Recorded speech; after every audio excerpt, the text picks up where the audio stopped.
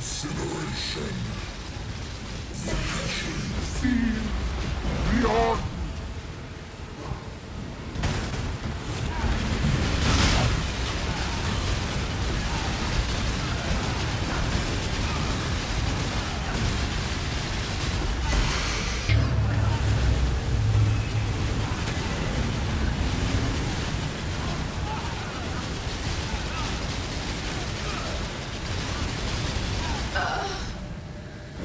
Pain will be returned tenfold. Space aligns.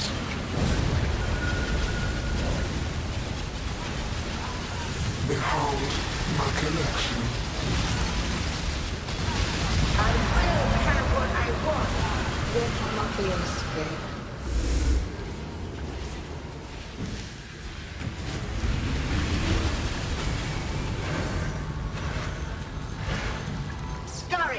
Scurry.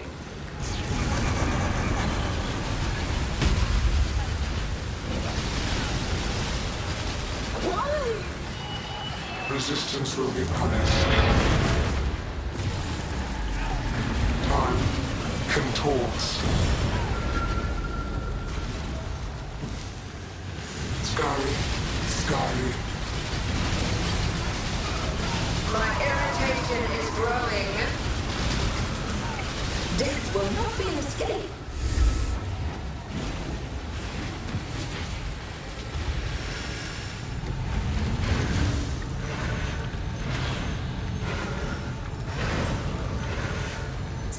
Scurry.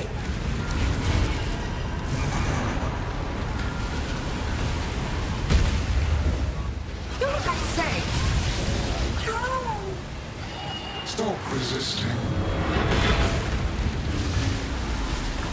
Reality bends.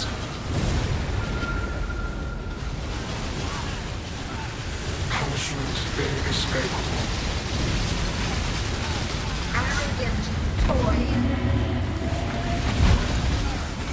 There cannot be an escape.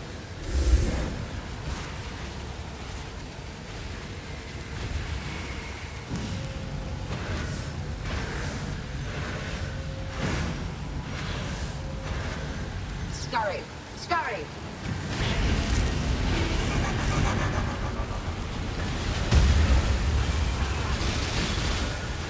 Stand still.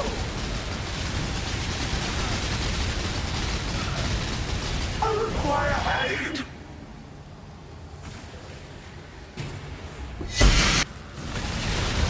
Waiting less. My champion. Energize the spheres.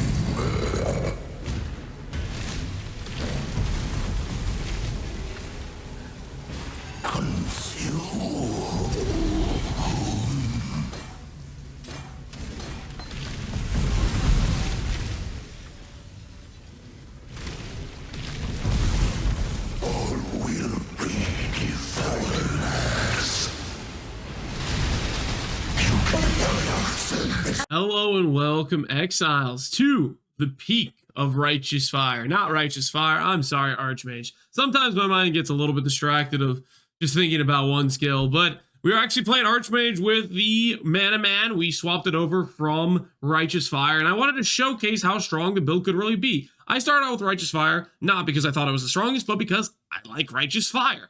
But ultimately, I always believed the true strongest form of this style of build, scaling a bunch of int and using the new Haunted Graveyard Helmet mod, was just going into Archmage with how it got changed and buffed for this league. On top of just hit-based scaling, you can just scale better than you can with dots. Crit is really freaking strong, and some hit-based skills just have a ton of effectiveness, making them hard to beat. Now, with this character, you'll notice we have 47,000. I started out the showcase of this video with a version of this build that has 26,000. And the main difference between this version and that version is a lot more tank versus a lot more damage. So essentially, it's the difference in, am I trying to do something like a Voided, Tormented, Feared, for example, where you have quad ghosted, feared monsters and they just kind of pinned down against the wall, whatever it is, right? Something like this, very high-end danger. Or am I just trying to chill and am I just trying to have fun? Am I just trying to do some damage? Then I have the version where we aren't going into Radiant Faith and we're a lot less tanky, but we're still completely overkill tanky for pretty much everything. Hence why I was showcasing doing some of the hardest hitting mechanics like the ultimate nuke in Eater, like the Maven memory game, like the Maven brain bomb. All that stuff hits pretty dang hard, and I was showcasing tanking it just to give you the idea of how tanky this character is at the baseline, and then Radiant Faith just takes it to the next level because there's a big difference between 25,000 energy shield and 47,000 energy shield. It makes a sizable change in how good the tank really is. Okay, anyways, hopefully that gives you a good idea of what we're talking about here, what the idea of the character is. How does the scaling work? It's pretty simple. If you want to stack mana, you can do a lot of mana on your gear. For example, you could have up to 70 mana on your ring, you could have up to 70 mana on your body armor, you could have 150 mana on your weapon, you can have 70 mana on your gloves, you can have 70 mana on your boots. Point is, you can get a lot of flat mana throughout your gear slots, but at the end of the day, that's going to leave you pretty limited. If you have 10 gear pieces with 70 mana, that's 700 mana total. You have a base of like 500. You're at like 1200 base mana. That's decent, but that's not a lot. How are we getting to 36,000? And the way we're getting to 36,000 is quite simply, we're scaling a lot of int. The best source of mana in this game isn't just flat mana. It's actually just intelligence. Intelligence has a baseline of 1 mana per 2 intelligence, and this doubles that scaling. So when you have a character that has 3,800 intelligence, normally you'd be getting 1,900 flat mana, which is already more than you could get with just a bunch of flat mana on your gear. But then you get another 1,900 on top of that due to this helmet mod right here. And that is your baseline, giving you about 4,000 to 5,000 base mana from all your gear pieces. And then you scale increases on top of that. And that's how you balloon into the 30, 20, 40, 50,000 mana range if you're really min-maxing it. Now, this character is very well min-maxed. It's not just min-maxed for solely scaling and making the number go up. If I was solely making the number go up, there would be changes in the character. I would not be grabbing Sublime Vision. I would not be grabbing a Dawnbreaker. There are things where you can drop tank, you can drop practicality, and you can make the number go higher, but I wanted to scale this to be the strongest defensively and offensively that I could think of, and I came away with Dawnbreaker defenses being the pinnacle of that tank. That combined with the new Fire Pen mod is just unethical defenses. The idea is you convert all your elemental damage and a lot of your fizz damage taken into one element, fire, and then you cannot be penetrated. This alone makes you twice to 3 times as tanky to a lot of mechanics in this game. For example, it's Ziri's Double Flame Blast that you just saw there. That mechanic, I believe, has 10 to 20 Fire Pen on it, which effectively means this mod is disabling half of that damage by 2 to 3 times, depending on how much pen it has. Because if you're taking 10 damage versus 20, it's the difference in taking double the damage, whether or not they're penning from 90 to 80 res or 90 to 70 res or whatever it is. The point is, cannot penetration is a very powerful stat. This stat, it gets even more unfair when you consider PvP. Part of the reason I wanted to build this character out is I really want to make a Hall of Grandmaster character that's just a pain to deal with, and this mod would be pretty painful to deal with in a PvP scenario. Not only that, we are CI, which means we take no chaos damage. So our fire can't be penetrated. We have 90 res. We have CI. What are we dealing with fizz, and how are we dealing with fire damage? On top of that, we have less damage per intelligence, which with 3,860 int, that is roughly around about 21% less damage taken from our intelligence. So we have a less damage multiplier there. We also have a Arctic armor buff, which gives about 21% less fizz and fire taken. And we also have a bunch of fizz taken as fire or fizz taken as chaos. For right now, our shield has about 25% fizz taken as, and on our helmet, we have 13% there, so that's about 38% there. And then on our Lethal Pride, we have 5% here and 5% here. That's about 50% fizz taken as, 48, whatever it is. You can end up scaling this a little bit higher if you get a Lethal Pride with more fizz taken as, or you could go for another mastery.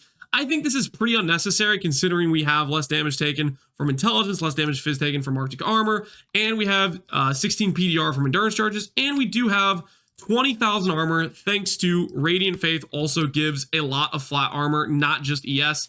And with all those layers of defense, that 20k armor ends up being quite effective because the fizz damage keeps getting made quite small and thus can be dealt with pretty easily. And we combine that with the ability to, whenever we get ourselves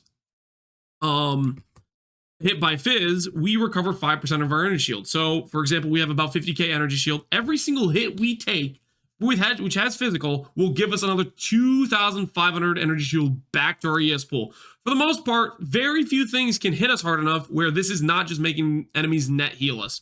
For example, Chayula, I can't really see him in here, but whenever he's like spinning on us, he deals chaos damage, which deals nothing to us, and then he hits us with a bunch of small fizz hits, which just gives us net healing. Right now, having all these squids is actually technically healing us. Like, if I like cleared out some of these squids, we would get less healing. Granted, we are still going to tank this, but you can see my ES is like kind of going down a little bit more. Whereas when all those squids were there, hitting us with a bunch of fizz, our sustain was just so astronomically high that it looked like our bar wasn't even moving because of how fast we were getting healed from all those physical projectiles hitting us. It stacks up over time, and it is quite strong. I'm in love with this mastery. Whenever you get a build that scales a lot of ES, this thing gets dummy powerful. All right, now, hopefully that gives you an idea of the defensive layers. We also have 100% suppression. I think I forgot to mention that. And it is what I would consider one of the tankiest ways you can build a character.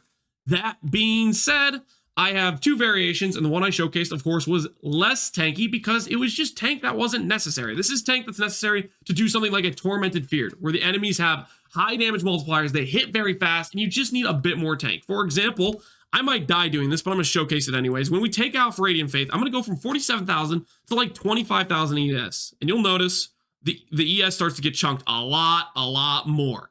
And the scenario is, if they really pair their attacks correctly, they can kill us, right? If I'm at 47,000 ES, it's not happening. They're not touching me. End of story. But if I'm at 25,000, I have played a setup with the 25,000 ES where they've hit me with enough combination attacks where I have died. So I just wanted to showcase kind of the contrast there of level of tank we're talking about, just to give you an idea of where this is scaling in terms of defenses. I will say this league, I learned some new things in terms of what can be dangerous, and I have to be honest, Connor, he made some points. If you don't know Connor, one mana left, he is a big time Delve fan, and he is correct that there are more dangerous things than Tormented Feared. The two things that I believe is more dangerous than Tormented Feared that I've been showed but from him is Beyond Node at a very high depth, or a very like deep depth or whatever, and a Genix, which is a monster I didn't even know existed. I don't play Delve, and it's apparently some rare encounter monster you can run into, which is basically like Argus from Lab, but super juiced with a very heavy fizz to like fire converted hit, and he can actually hit harder than a ultimate nuke from Eater, which is pretty cool, especially because he's just constantly just boom, boom, boom, boom, right? Anyways, I just want to talk about that because I find it interesting. In terms of what's the purpose of this character, it is for if you wanted to farm a bunch of money doing Voided Valve of Fears. I like the challenge of making a character that could do it last league with the Trickster. This league, I theory crafted some armor stack character, which just wasn't good enough. And then I theory crafted this, which definitely is good enough, but it's super freaking expensive to put together. Took a lot of min-maxing to get to this point, if you know what I mean. Now, that being said, min-maxing, how did we get here? I put a lot of my own currency buying the voices, self-crafting all of my magic jewels, making most of my gear, and then at some point, people that wanted to follow the build, they wanted mirror tier versions of other gear pieces. I didn't have the budget to make it, but I decided, you know what? If I team up with some other people, let's make some mirror tier gear for some people if they want to copy the build. And hence we made this wand and these boots thanks to the help of a Twitch chatter named eBile. He did all the synth re-rolling. I didn't have to do birds. I didn't really want to do birds. I did a gajillion birds last league, and I don't want to look at birds, and I was very grateful of him doing that. And then I crafted the affixes on these items, and these are all, full disclosure, these are all free mirror service. So if you want to copy the build, just message me in game. I'll mirror them, and I'll probably be mirroring them in standard if people want stuff from there in standard. That being said, I wouldn't recommend mirroring a weapon or a shield in standard unless it has crucible items, or crucible's like passive tree, because crucible passive tree just gives you even more power and could scale this thing even harder.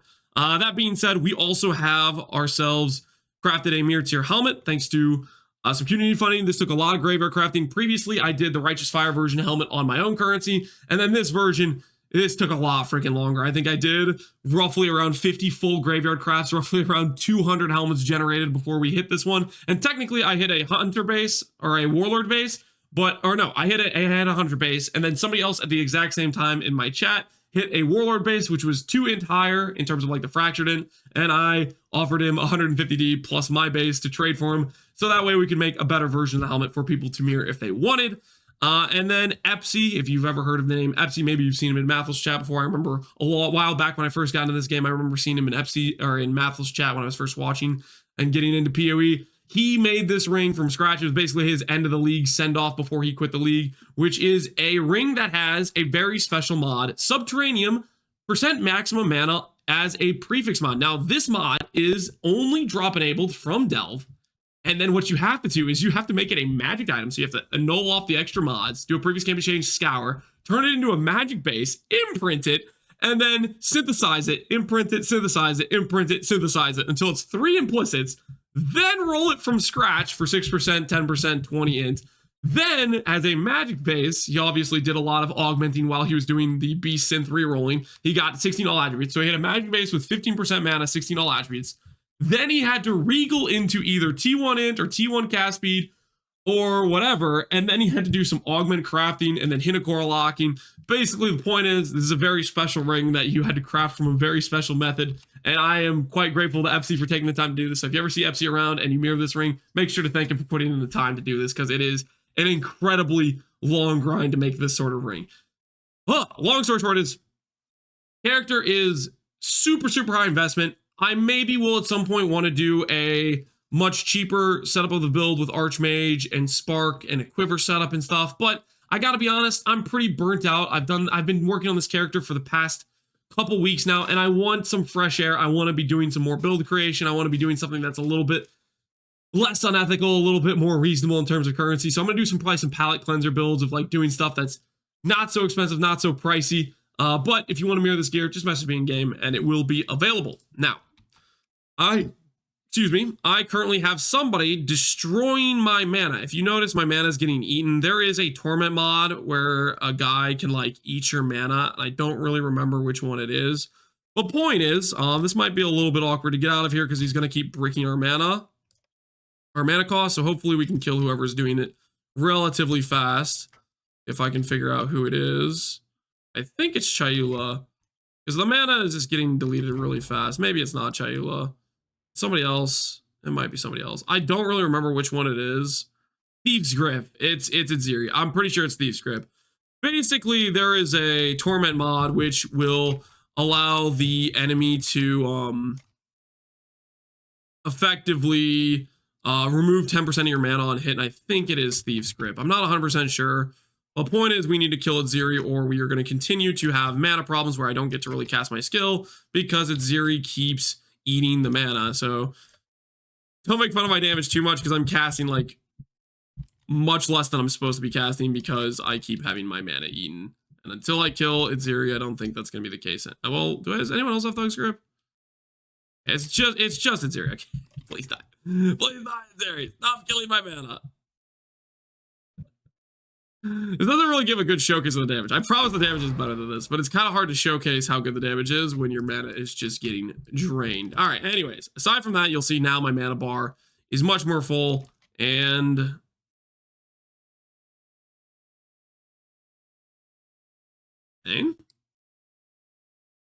we have Leech, so we should be fine. But I was like, for a second there, I was like, I'm not really see this sustain too well. But anyways, this is what it should more look like damage-wise. Now, granted, for example, these guys have Thug's Grip, like you see the Synthite, and when he does that mode, he goes into damage reduction mode, so he's a lot tankier when that's up. Thug's Grip is a 80% increased life mod. Rogue's Grip, for example, on Shaper is a 33% damage avoidance mod. So they have some tank mods.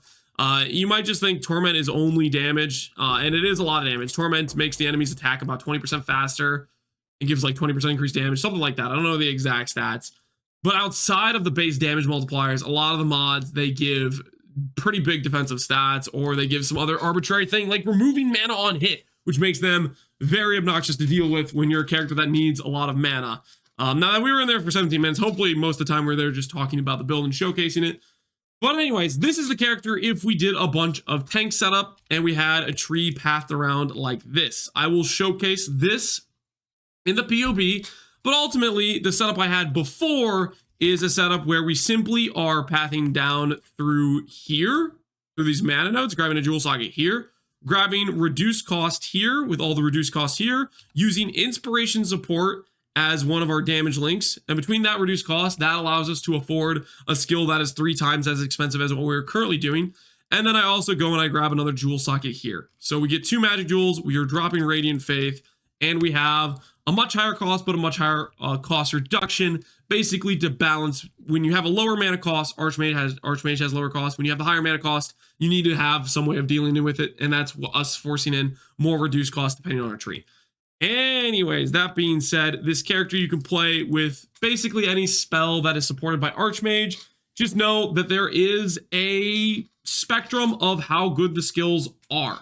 For example, Frostbolt, Ice Nova Frostbolt is going to just be one of the highest damage effectiveness skills, but it's bad QOL because you have to cast your Frostbolt and then you have to cast on top of it. It has bad QOL.